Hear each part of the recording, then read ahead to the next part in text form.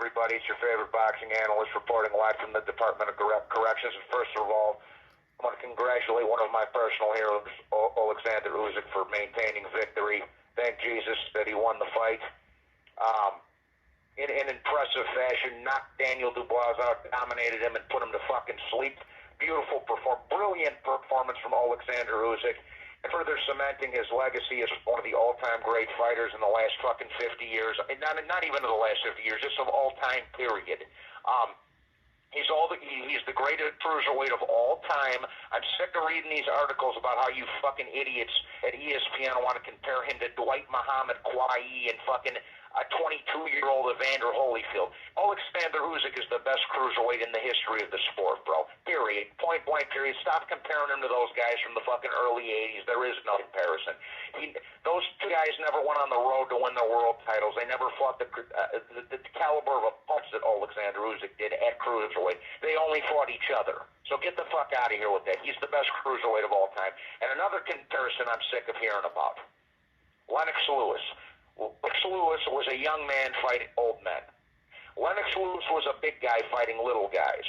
Usyk is a little guy fighting big guys, and he's an old man fighting young men. So stop the comparison. Oleksandr Usyk is far greater than Lennox Lewis could ever be. I'm tired of hearing about that fucking comparison also. He's better than both the Klitschkos, in my personal opinion. I'm not saying his reign of dominance was as long as Vladimir's, but he's definitely the better fighter between him and the Klitschko brothers, and he's better than Lennox Lewis. Lennox Lewis got his ass beat by a 5'10" journeyman Ray Mercer.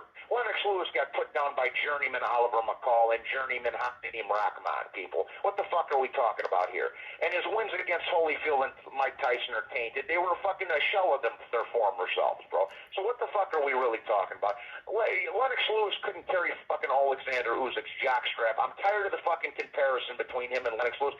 Every article I read, well, he's the greatest heavyweight since Lennox Lewis. Well, he's the greatest heavyweight since Lennox Lewis. Well, he's the greatest heavyweight since Lennox Lewis. No, he's the greatest heavyweight beyond Lennox Lewis. He's the greatest heavyweight since probably Holyfield.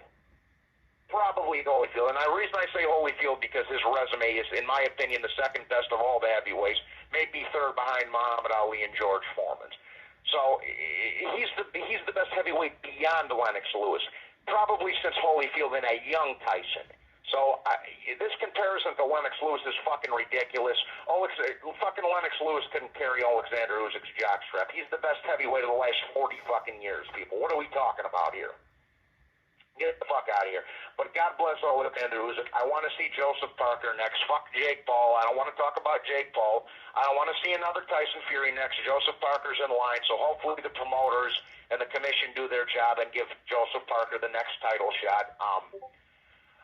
He deserves it. Daniel Dubois got what he was looking for last night. I'm glad his ass got dropped like a fucking bad habit. He had all them excuses from the first fight going into this one. That's why I kept posting on the Twitter and on the YouTube. You got any excuses tonight, Daniel? Because I already knew what time it was. I already know Oleksandr was going to win, and I knew he was going to win in impressive fashion, and he did just that. Dominated and embarrassed Daniel Dubois in front of a hometown English crowd and put him on his fucking ass. It's that simple. Put him flat on his back.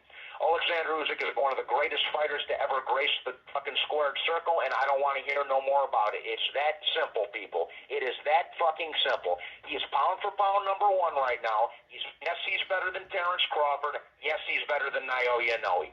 Inoue is a close second on the pound for pound list, and I'm curious to see how he looks against MJ Akhmadaliev in September.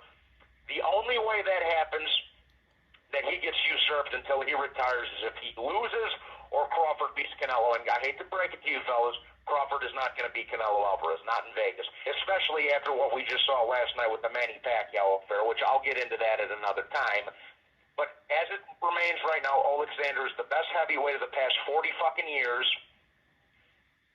and he's the pound-for-pound number one fighter in the sport of boxing, and we stand. And he's a class act, he's a God-fearing man, he's a family man. He's one of the greatest to ever do it, and it is that fucking simple. Let's see the Joseph Parker fight next. That's my 2 cents, people. I will talk to you on the next one. Go, Usyk! Please be sure to hit the like button and subscribe. God bless you all, and I will talk to you soon. Done.